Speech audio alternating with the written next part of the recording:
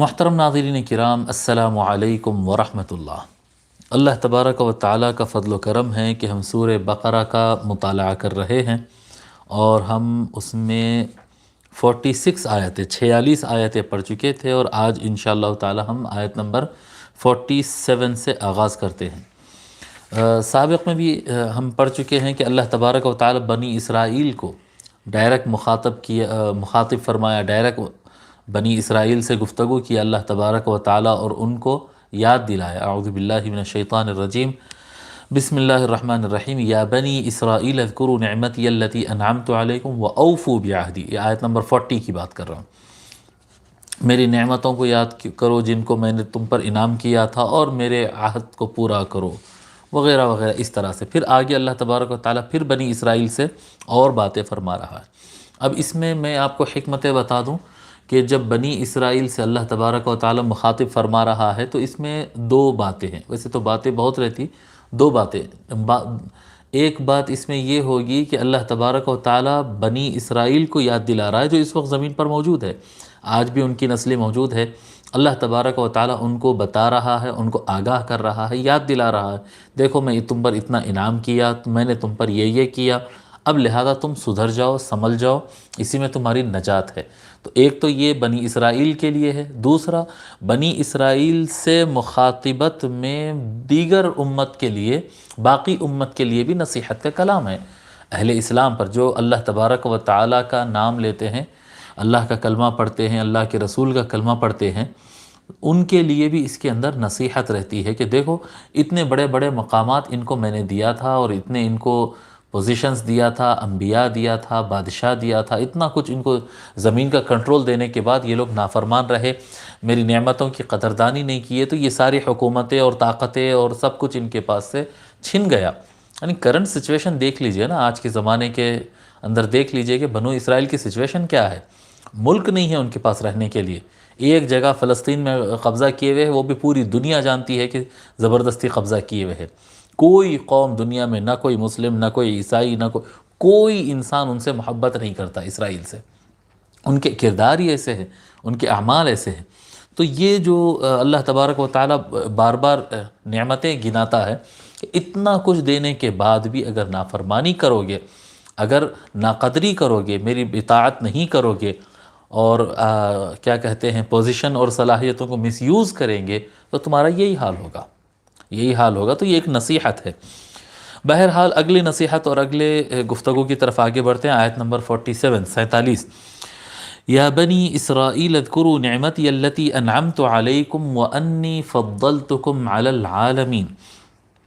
یا بنی اسرائیل، ہم اس کی تقطیع سابق میں کر چکے ہیں۔ یا بنی اسرائیل، اسرائیل حضرت یعقوب علیہ السلام کا نام ہے، بتائے حضرت ابراہیم علیہ السلام کے بیٹے، اسحاق علیہ السلام کے بیٹے یعقوب علیہ السلام، حضرت ابراہیم کے پوتے۔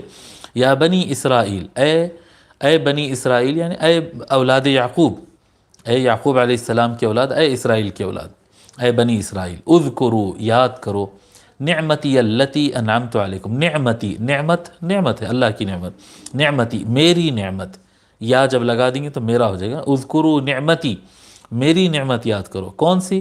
التی انعمت علیکم، التی جو، انعمت میں نے انعام کیا، علیکم تم پر، میری اس نعمت کو یاد کرو جس کو میں نے تم پر انعام کیا، تم کو دیا، تم کو عطا کیا۔ وَأَنِّي، اور یہ کہ، جی، اور ان یہ کہ، انی یہ کہ میں، فضل یفضل تفضیل، فضل یفضل تفضیل کہتے ہیں کسی کو افضل ماننا، کسی کو افضل بنانا، کسی کو افضل قرار دینا، جی تفضیل، فضل یفضل تفضیل۔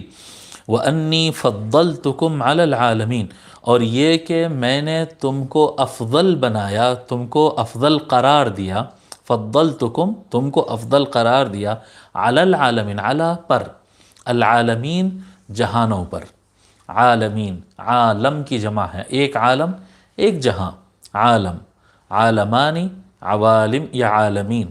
وَأَنِّي فَضَّلْتُكُمْ عَلَى الْعَالَمِينَ، میں نے تم کو جہانوں پر فضیلت دی۔ اب یہ العالمین سے کیا معنی ہوگا صاحب؟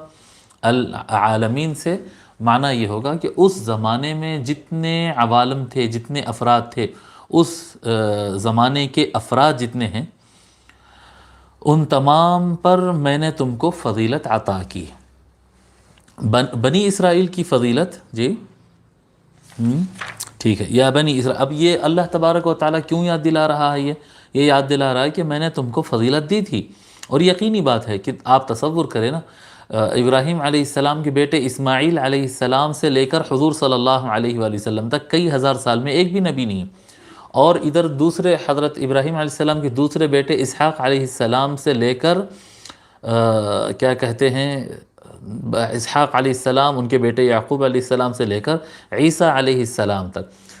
اب بعض کتابوں میں، بعض روایتوں میں اس طرح سے لکھا ہوا ہے کہ زائد 70,000 انبیاء آئے، تو اب ہو سکتا ہے یہ 70,000 ہی ہوں، انبیاء آئے ہوں، یا یہ بھی ہو سکتا ہے جیسا ہم سابق میں بتا چکے ہیں کہ 70 کا لفظ عربی زبان میں کثرت بتانے کے لیے بھی آتا ہے، یعنی بہت زیادہ انبیاء آئے ہیں، 70,000 انبیاء آئے ہیں، 70,000 سے بڑھ کر آئے ہیں، یا بہت زیادہ انبیاء آئے، جو بھی معنی لو، بہرحال اللہ تبارک و تعالیٰ اتنا بڑا انعام کیا تھا ان کے اوپر، لیکن اس کے باوجود یعنی اتنے بڑے انعامات، اتنی طاقت، یعنی کانت بنو اسرائیل تسوسہم الانبیاء، بنو اسرائیل کا سیاسی سسٹم، پولیٹیکل سسٹم، بنو اسرائیل کے سیاسی قیادت، جی پولیٹیکل لیڈرشپ جو ہے وہ انبیاء کے ہاتھ میں تھی، انبیاء علیہم السلام ان کو سنبھالتے تھے۔ حضرت موسیٰ علیہ السلام تشریف لائے تو فرعون سے ٹکرا گئے۔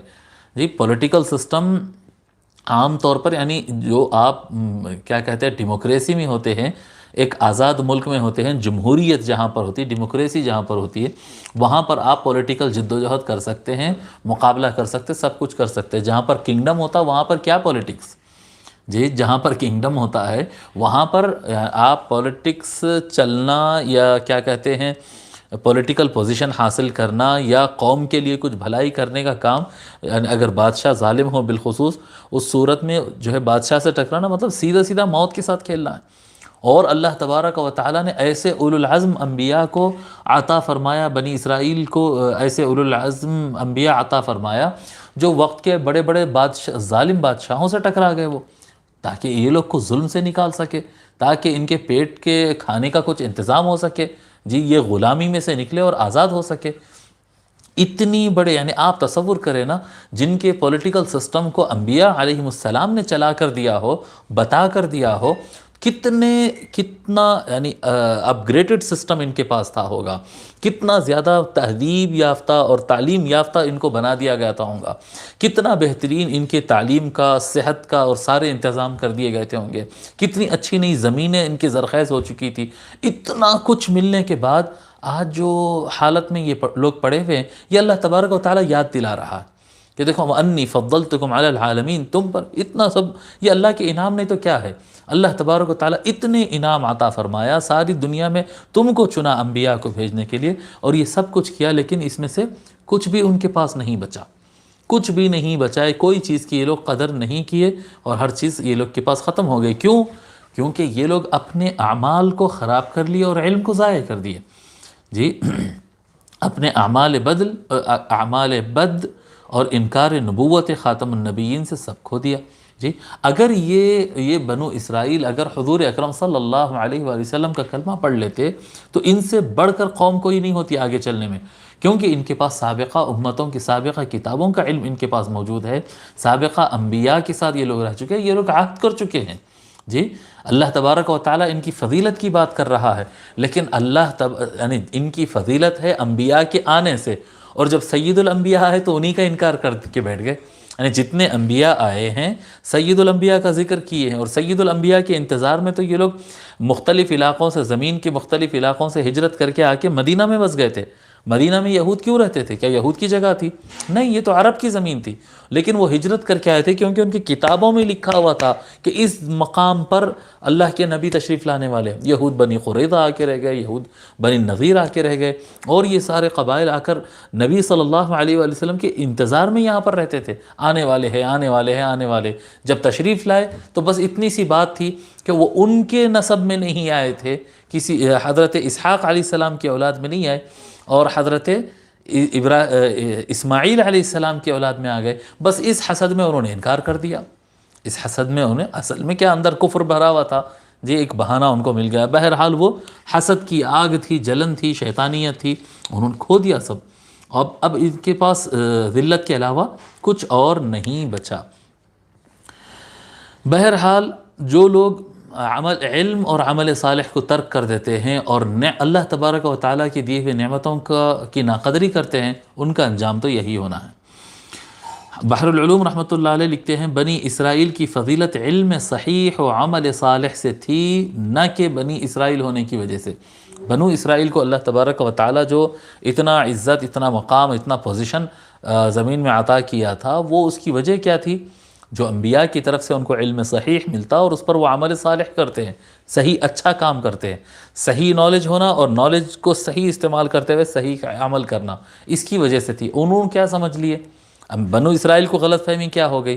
ان کو غلط فہمی یہ ہو گئی کہ ہم کو اللہ تبارک و تعالیٰ نے فضیلت اس لیے دی کیونکہ ہم بنو اسرائیل ہے، کیونکہ علم ہے، کیونکہ عمل ہے۔ نہیں، یہ سب نہیں، یہ سب وجوہات نہیں۔ علم رہے یا نہ رہے ہم افضل ہے، ہم اچھے کام کریں یا اچھے کام نہ کریں ہم افضل ہے۔ اور انا للہ و انا الیہ راجعون پڑھتے ہوئے یہ بات بیان کرنا پڑتا ہے کہ یہی غلط فہمی آج مسلمانوں میں پلٹ کر آ رہی ہے۔ مسلمان بغیر عمل کیے کہ بغیر سوچے سمجھے کہ اپنے آپ میں ایک چیز طے کر چکا ہے کہ ہم مسلمان ہیں اس لیے ہم سب سے افضل ہے۔ وہ باقی مشرکین ہیں، کفار ہے، فلاں ہیں، وہ سب جو ہے نیچ لوگ ہیں، اور کیونکہ ہم مسلمان ہیں اس لیے ہم افضل ہے، اور کیونکہ ہم مسلمان ہیں اس لیے چاہے کچھ ہو نہ ہو جنت پہ کاپی رائٹ تو ہمارا ہے۔ یہ ایک عجیب تصور ہے، جنت پہ کاپی رائٹ ہمارا ہے۔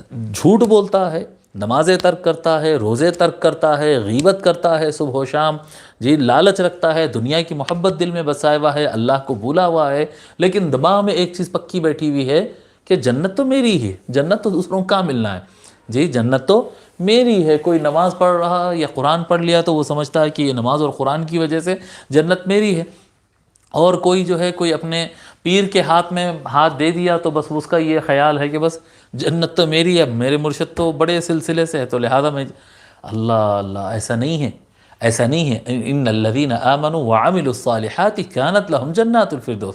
اللہ تبارک و تعالیٰ فرماتا ہے بے شک جو لوگ ایمان لائے اور عمل صالح کیے ان کے لیے جنتیں ہیں۔ اللہ تعالیٰ جنتیں ایمان اور عمل صالح کے ساتھ لازم کر کے رکھا ہے کہ یہ دو چیزیں ہوں تو جنت ہے، اور ہم عمل صالح کو مکمل ترک کر دیے، ایمان کے لالے پڑے ہوئے ہیں۔ جی ایمان اندر جو ہے کتنا یقین ہمارا قرآن پر اور کتنا یقین ہمارا جی اللہ پر، نہ اللہ پر یقین برابر ہے، نہ حضور صلی اللہ علیہ وسلم پر یقین برابر ہے، نہ قرآن پر یقین برابر ہے۔ یہ قرآن تو صرف ایک جزدان میں رکھ کر اٹھا کر اوپر کتابدان میں رکھنے والی کتاب بنا کر رکھ دیے ہیں، جی اور بس ختم ہو گیا۔ کسی کا انتقال ہو تو قرآن نکلے گا ورنہ تو نہیں، جی اتنا تو مسئلہ ہے ہمارا۔ جی ایمان نام کو نہیں ہے، عمل صالح کا کوئی وجود نہیں ہے، اور سیدھا جنتی ہونے، جنت کی کاپی رائٹ بنا کر بیٹھے۔ نہیں ایسا نہیں، یہ بنو اسرائیل، یہ یہودیاں جو غلطی کرے وہی غلطی پھر پلٹ کے مسلمان کر رہا ہے۔ نہیں، اس غلطی کی کوئی گنجائش نہیں۔ علم صحیح اور ایمان چاہیے، اور اس کے ساتھ اچھے کام چاہیے، نیت بھی اچھی ہونا اور کام بھی اچھے ہونا۔ جی نیت اچھی اور کام اچھے رہیں گے تو آخرت میں کامیاب رہیں گے۔ نیت میں کمزوری رہیں گے لیکن کام اچھے رہیں گے تو دنیا تو اچھی ہو جائے گی، دنیا تو اچھی ہو جائے گی۔ اب نیت بھی اچھی نہیں ہے اور کام بھی اچھا نہیں ہے تو پھر دنیا بھی برباد ہے اور آخرت بھی برباد ہے۔ زعم باطل میں اور ایک اپنے اندر جو ہے ایک امیجنیشن میں پھر جنتی بنے پھرنا، جنتیں بنے پھرتے رہنا۔ اللہ اللہ۔ اچھا بعض لوگ جو ہے آج کے زمانے میں پھر یہ فتنہ زیادہ اٹھ کر آ رہا، وہ شروع سے ہے یہ فتنہ، کون سا ابھی میں آگے ذکر کروں گا۔ ایک فتنہ ہے جو کافی قدیم زمانے سے یہ چلتا آ رہا ہے، لیکن اس زمانے میں کیونکہ انٹرنیٹ کا دور ہے تو یہ فتنہ زیادہ پھیل رہا ہے۔ وہ یہ کہ بنو اسرائیل سب سے افضل ہے، یعنی ایون امت محمدی سے بھی افضل ہے۔ دیکھو قرآن کریم میں جگہ جگہ بنی اسرائیل کے افضل ہونے اور اللہ تبارک و تعالیٰ نے ان کو افضل بنایا، اس کا ذکر قرآن کریم میں جگہ جگہ آ رہا ہے، لہذا بنو اسرائیل افضل ہے۔ اور یہ فتنہ قوت سے کیوں پھیلایا جا رہا ہے انٹرنیٹ پر؟ اس لیے پھیلایا جا رہا ہے کہ مسجد اقصی پر جو بنو اسرائیل قبضہ کرنا چاہتے، یہودی قبضہ کرنا چاہتے اور ایک گریٹر اسرائیل قائم کرنے کی جو جد و جہد کرتے ہیں، اس میں ان کو طاقت ملے۔ دیکھو بھائی بنو اسرائیل افضل ہے، دیکھو بنو اسرائیل کے لیے اللہ تعالیٰ وہ جگہ لکھا تھا، ان کی زمین ہے نا بھی دے دو نا، اب ان کو کیا مسئلہ ہے، 70 سال سے لڑنے کی کیا ضرورت ہے۔ یہ جو سوچ رکھنے والے، یہ بالکل غلامانہ سوچ رکھنے والے افراد ہیں۔ اگر ایسے افراد کے ہاتھوں ہندوستان پاکستان اگر زمانے میں ہوتا آج سے 70-80 سال پہلے، تو وہ لوگ کہتے کیا ضرورت ہے، 200 سال سے تو انگریز قبضہ کرے ہوئے نا، کیا ضرورت ہے آزادی اور فریڈم کی لڑائی لڑنے کی، کیا ضرورت ہے، دے دو نا انگریزوں کو، ختم کرو بس جی۔ انا للہ و انا الیہ راجعون، اس طرح سے نہیں ہوتا۔ وہ زمین عرب کی ہے، وہ زمین سرزمین فلسطین جو ہے وہاں کے باشندوں کی ہے۔ اگر وہ مسلمان ہیں تو وہ مسلمانوں کی زمین ہے، اگر وہاں کے رہنے والے عیسائی ہے، اگر وہاں کے رہنے والے یہودی ہے، وہاں کے رہنے والوں کا جو مذہب ہے وہ زمین ان کی ہے۔ اب مثال کے طور پر میرا اپنا گھر رہے گا، میرا اپنا پلاٹ رہے گا، اب یہ میرا اپنا پلاٹ ہے، میں مسلمان ہوں تو یہ مسلمان کا پلاٹ ہے، یہ میں ہندو ہوں تو میرا ہندو کا پلاٹ ہے، اگر میں عیسائی ہوں یا یہودی ہوں تو یہ میرا پلاٹ ہے۔ زمین جس کی ہے اس کی ہے جی۔ وہاں کے رہنے والے اصل باشندے کوئی اور ہے جی۔ اب دیکھیں نا، جب اسلام آنے سے پہلے، اسلام کے مسجد اقصی میں داخل ہونے سے پہلے، وہاں پر اس سرزمین پر جو عرب بستے تھے وہ کیا کہتے ہیں دوسرے مذہب والے تھے، وہ یہودی مذہب رکھتے تھے۔ پھر عیسائیوں نے قوت سے وہاں پر دخول کیا، ان پر ظلم کیے، وہ کیے، یہ کیے، لیکن اس کو استعمار کہا گیا جی۔ کالونیل کہتے ہیں نا، کیا کہتے ہیں مجھے انگلش میں برابر نہیں معلوم، عربی میں استعمار کہتے ہیں۔ استعمار زبردستی گھس کر دوسروں کے ملک پر قابض ہو جانا، اور ان کے کیا کہتے ہیں ان کا پاس سے پیسہ چرا لینا، اپنے ملک کو شفٹ کرنا وغیرہ وغیرہ، مظالم کرنا۔ تو عیسائی لوگ قوت سے داخل ہوئے، پھر مسلمانوں نے ان کو جو ہے وہ روم جو داخل ہو گئے تھے ان کو مار کے وہاں سے بھگایا، لیکن کلمہ زبردستی کسی کو نہیں پڑھایا۔ حضرت عمر رضی اللہ تعالیٰ عنہ کے زمانے میں مسجد اقصی فتح ہو گیا تھا، لیکن مسجد اقصی کے رہنے والے میجورٹی غیر مسلم تھی۔ وہ زبردستی یہ اب مسلمان فتح کر لیے لہذا اب مسلمان ہی رہیں گے، ایسا تو کچھ نہیں ہوا۔ بعد میں آہستہ آہستہ وہ جو وہاں کے اپنے لوگ تھے، وہ جو لینڈ اونر تھے، وہ لوگ خود کلمہ پڑھ کے مسلمان ہو گئے۔ بھئی لینڈ جس کی ہے وہ اس کی ہے، جس کی لینڈ ہے وہ اسی کی ہے۔ اب وہ مسلمان ہے یا وہ عیسائی ہے، وہ یہودی ہے، ایک الگ بات ہے۔ اب یہود باہر سے آ گئے، جرمنی سے آئے ہیں، امریکہ سے آئے ہیں، برٹش سے آئے ہیں، فرانس سے آئے ہیں، دنیا بھر سے یہ لوگ مائیگریٹ کر کے وہاں پر آ رہے ہیں، اور وہاں کے لوگ کو گولی مار کر، ان کا کھانا بند کر کے، ان کا پانی بند کر کے، ان کے اوپر ظلم کر کے، ان کے اوپر ٹینکس چلا کر، بڑے بڑے سپر پاور ان کی مدد کر رہے ہیں، اور وہاں کے اصل لوگوں کو وہاں سے ہٹایا جا رہا ہے اور کہہ رہے ہیں کہ یہ زمین یہود کی ہے اور یہ اللہ تعالیٰ نے دیا تھا۔ بھئی اللہ تعالیٰ نے دیا تھا تو گئی کیوں ہاتھ سے؟ سوال یہ ہے نا۔ جب یہ آیتیں پڑھ کر آج قرآن سے لوگ جو ہے یہ آیتیں پڑھ کر فضیلت تو ہے نا بنو اسرائیل کی مسلمہ، فضیلت تو ہے نا، بھئی اللہ تبارک و تعالی یہ قدیم بات کو ذکر کر رہا ہے کہ میں نے تم کو فضیلت دی اپنے زمانے والوں پر جی۔ کیا آج کے زمانے کے حساب سے، اگر یہ آیت کو آج کے حساب سے اگر پوچھ رہے ہیں، اگر کوئی سمجھنا چاہتا ہے تو کوئی سمجھائے کس حساب کی فضیلت ہے ان کے پاس جی۔ جتنے انبیاء کو بھیجا گیا وہ سارے انبیاء کو تو یہ تکلیف دیے، ان کو جو تورات کتاب دی گئی ہے انہوں نے وہ کتاب کو بدل دیا، ان کو اللہ تبارک و تعالیٰ نے زمین دیا، جا کر لڑو بس زمین تمہاری ہے، انہوں نے کہا اذهب انت وربک فقاتلا، اے موسیٰ جاؤ تم اور تمہارا پروردگار لڑ لو جی، انا ہاہنا قاعدون، ہم تو یہاں بیٹھنے والے، ہم تو نہیں آنے والے۔ زمین کی ناقدری کیے، انبیاء کی ناقدری کیے، کہ اللہ کی بھیجی ہوئی کتاب کی ناقدری کیے، حضرت عیسیٰ علیہ السلام پر ظلم کیے، سارے انبیاء پر ظلم کیے، کئی انبیاء کو آروں سے کاٹ دیے، اور اتنا ظلم کرنے کے بعد جب سارے فضیلتیں سلب ہو گئی تب اللہ تبارک و تعالیٰ یاد دلا رہا ہے، ان کو یاد دلا رہا ہے۔ وہ جو یاد دلانے والے آیتیں ہیں، وہ آیتوں کو لے کر آج ان کی فضیلت ثابت کرنے کی کوشش کی جا رہی ہے۔ یہ ایک بڑا فتنہ چل رہا ہے۔ آپ کہیں گے کہ مول صاحب یہ تو آیات سے ہٹ کے آپ بیت المقدس وغیرہ کہاں اتنا گھوم کے، نہیں میں بتا رہا ہوں یہ فتنہ آج آ رہا ہے، یہ فتنہ آ رہا ہے تاکہ یہ فتنہ آنے کی وجہ یہ ہے کہ لوگ کے درمیان یہ ثابت کیا جائے کہ بیت المقدس انہی کا ہے، فلسطین انہی کی ملکیت ہے، ان کے حوالے کر دیا جائے، اور اسرائیلیوں کو بڑا مان لیا جائے، اور اپنے یہ ان کا تصور وہی ہے نا، یہ ہندوستان میں جو تصور ہے برہمن اونچی ذات ہے اور دلت نیچی ذات ہے، برہمن بھلے تعلیم چھوڑ دے یا گناہ کرے یا ظلم کرے تب بھی وہ افضل ہی ہے، اور دلت جو ہے کتنا بھی پڑھ لے کتنے بھی اچھی کام کر لے وہ برا ہی ہے۔ سو انا للہ و انا الیہ راجعون اس طرح سے نہیں ہوتا، ان آیات سے یہ باتیں ثابت نہیں ہوتی. یہ صرف اللہ تبارک و تعالیٰ یاد دہانی کرا رہا ہے اور ان پر اپنے احسان گنوا رہا ہے کہ اب تو شکر گزار ہو جاؤ، اب تو شکر گزار ہو جاؤ. اور امت مسلمہ کے لیے بھی یہ نصیحت ہے کہ اللہ تبارک و تعالیٰ نے اگر تم کو قرآن عطا فرمایا اور نبی اکرم صلی اللہ علیہ وآلہ وسلم جیسے ہادی عطا فرمایا، تو اس کا مطلب یہ نہیں کہ بس تم اب افضل ہو گئے. نہیں، اگر تم علم صحیح نالج کی تلاش میں رہو گے اور عمل صالح اور اچھے اعمال کرتے رہو گے، تبھی تمہاری فضیلت قائم رہے گی، ورنہ بے عملی جہنم میں لے کر جائے گی.